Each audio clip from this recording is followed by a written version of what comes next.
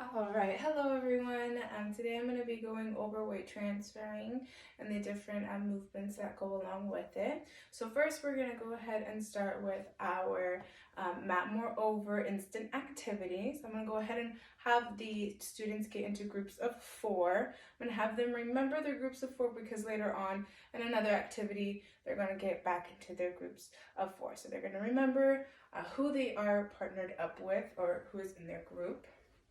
So I'll first start off by numbering off the children. 1, 2, 3, 4, 1, 2, 3, 4, 1, 2, 3, 4, 1, 2, 3, 4, and so on. I'll have the students with number 1 get together, the number 2 get together, the number 3 get together, and then the students with the number 4 get together. So everyone will be in their groups. There'll be 7 groups of 4 students. Once they're in their groups, they'll go ahead and get a mat. There should be 7 mats out. We'll go ahead and lay them out spread out evenly distanced throughout the gym floor. And then we'll also have already our cones set out for our general space boundary lines. So go ahead and get the mat set up, and then we will begin our instant activity. The students will be moving across the mat in different weight transferring movements such as walking, leaping, rolling, and cartwheeling if they know how and if they are comfortable with doing so. So the students will be able to choose what movements they will want to do. They'll go ahead and do so across the mat. I'm going to go ahead and walk and demonstrate walking across the mat. Once the student is completely out of the way, the next student can begin their movement. So the next student can either do rolling, across, and then getting out of the way, and the next student do leaping. So we're moving across the mat, doing that for a few minutes just to get our bodies warmed up. After doing so, we'll go ahead and come together and start our introduction on weight transferring. So I'll go ahead and sit down with the class and discuss the different cues that go along with transferring weight. So some of those cues include bending and exploding. This goes along with jumping, right? So we'll go ahead and explain, to bend and to explode up is a great way to get more height in a jump and to perform it well. So we'll go ahead and do that, and then we'll also make sure to have good posture as well. Having good posture is great for all of these activities. So posture is the way that our body is positioned. We want it to be in a straight line, our back to be straight doing all of these activities. That way we can perform them as best we can. We also want to make sure that we are moving forward with our activities and that we are also looking forward. Looking forward is a great way to keep your balance. It's something so simple, but it really makes a difference. So keeping that in mind to look forward and to also move forward with some of these activities, we're going to be using the mat and other things. So another cue that is important is opposite feet. So just like I showed in walking, we're going to use opposite feet. So right, left, kind of similarly to that is alternating. So switching off with legs or different body parts, we'll do so in some activities as well. So those are some of the cues that go along with transferring weight. Next will be a demonstration of a bear crawl and a crab walk. Since we already did leaping, walking, and rolling in the instant activity, we won't demonstrate that right now, but we will need to know how to bear crawl and crab walk for a future activity. So the teacher will go ahead and provide an example. So for bear crawling, we'll go ahead and get on all 4. So our hands will be on the ground, our feet will be on the ground as well, and we're going to be moving with our hands and our feet along the ground. So we're kind of using one movement at a time, one hand at a time, one foot at a time, moving across like so. And then the next one is a crab walk. So we'll go ahead and sit on our bottom. We'll reach our hands back, have our feet out with a wide base, so that way we have an even distribution of weight. We're going to lift our bottom up and then we're gonna move along the ground. So we're gonna use both our hands and our feet to walk us along the ground like so. So we'll go ahead and have a student do a demonstration as well of both the bear crawl and the crab walk.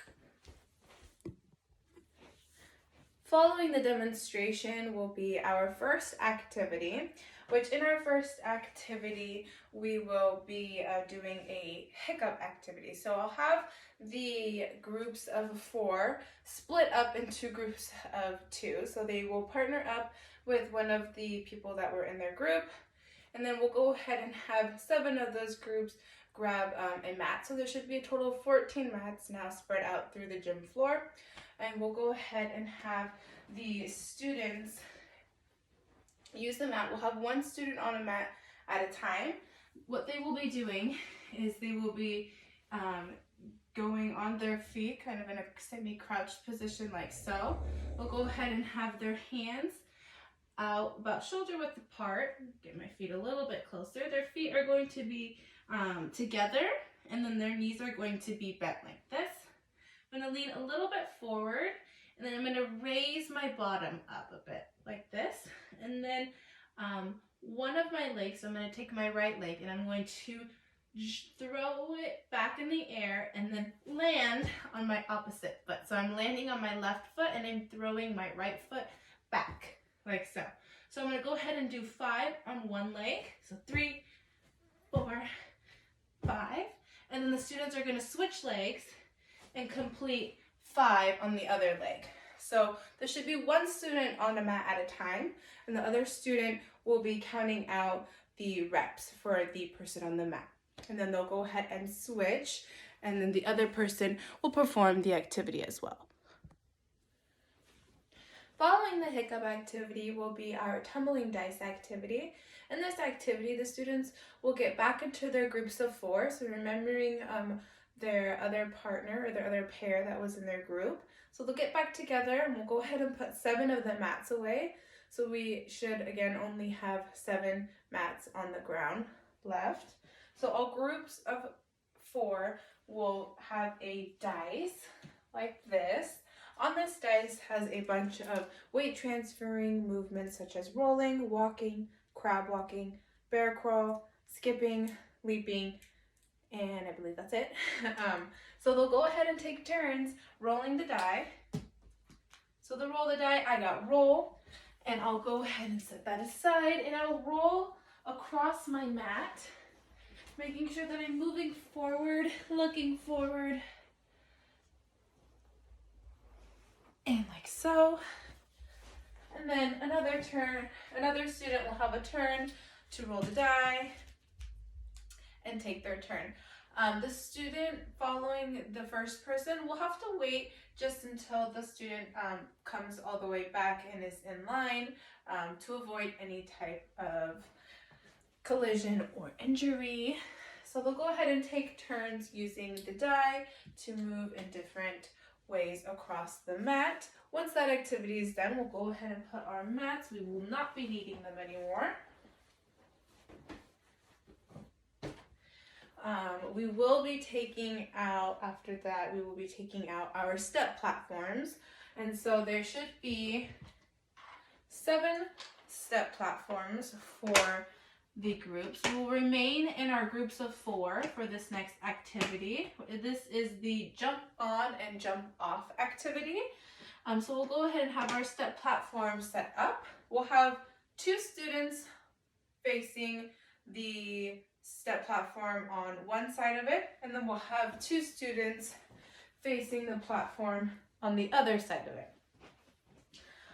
This is just so that way the students can watch each other jump on it, watching them as they bend and they explode, and also their base as well, you know, making sure that everyone is using a wide base so that they can have an even distribution of weight. So we'll go ahead and have the students jump onto the step platform. I'm not going to do that for this one because it will probably break, but we'll go ahead and jump onto it, and then they'll go ahead and jump off. And then the next person that is facing this way will have a turn to jump on and jump off. and then they'll line up behind here, and then so on and so forth. So they'll go ahead and go back and forth, doing a forward jump on and jump off. After they've done that for a while, they'll go ahead and switch to a side jump. So they'll go ahead and jump sideways onto the step platform and then jump off the step platform. So still remaining 2 children on one side of the step platform, and then 2 students on the other side of the step platform. So I'll go ahead and show you again. They're going to side jump onto the step platform and then off and get back in line. Then another student will go, and they'll take turns and alternate like that. So after we have completed the jump on and jump off activity, we'll go ahead and remove all of our step stools and set them aside. And then we will go ahead and have the cones set up for activity 4. So we'll go ahead and use the cones to set up a perimeter. We'll use the cones to set up a perimeter for our boundary, our general space boundary lines. So I have my cones set up, and we're going to be using these for the boundary lines, as I said, and we're going to do a fun twist on the game of tag. So just like the game of tag where one person is in and they're chasing the other friends, we're going to do just that, but in a bear crawl position. So just like we practiced before with our dice rolling activity, we're going to continue to use that same movement of the bear crawl movement. So we'll be in our bear crawl position with our hands and our feet on the ground, and we're going to essentially play the game of tag. So we'll be moving around trying to tag our opponents. While we're doing this, we are using opposite hands and opposite feet, so we're alternating as well. We're going to make sure that we're looking forward so that way we don't run into anyone, and that way we can see who's it and who needs to be tagged. We'll also make sure that we have soft feet because we don't want to land on our feet too rough, just so that way we can maintain this position for a longer amount of time. Okay, so we'll go ahead and do that. And then our last activity, we will no longer need the cones, so we'll go ahead and put those away.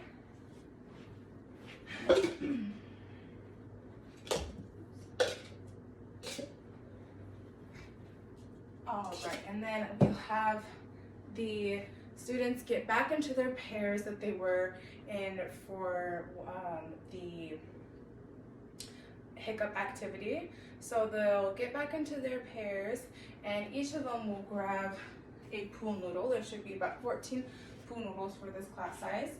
And so what they'll do is they'll place the pool noodle on the ground, and they'll walk around it with their arms out on the side of it, just to make sure that there's enough general space between, or self-space between the students.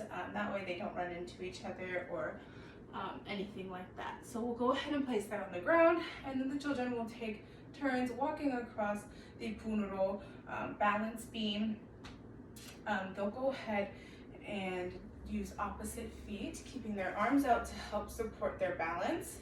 They'll go ahead and look forward to also help with balance and have good posture as well. So they'll move across the beam, and then they'll go ahead and come back. And then the next person will start. We'll wait for the person to come all the way back, just in case if the next person were to go and they were to fall over, we wouldn't want them to run into the other child. So we'll go ahead and have the other child come back, and then the second person can go ahead and take their turn, making sure that they're alternating their feet, looking straight, having good posture, and moving forward. All right, so we'll go ahead and do that for a few minutes, and we'll go ahead and put our pool noodles away when we're all done with that. Then we'll all come together for our closing activity, as the teacher, I will go over and ask the question to the class. What is it that makes having a wide base more effective than having a narrow base? So in other words, why should you have a wide base instead of a narrow one when it comes to balancing? And so I'll have the children reflect on that for a few minutes. I'll let them be aware that I will be calling on about 7 to 10 students to answer this question. So everyone should be prepared with an answer because they will be selecting the students at random. So everyone should be prepared and thinking, reflecting on what we discussed and the cues that we discussed as well throughout the activities. And yeah, that concludes the activities and the lesson for today. I hope the class had a great time, and I look forward to seeing them next time. Okay, thank you. Bye.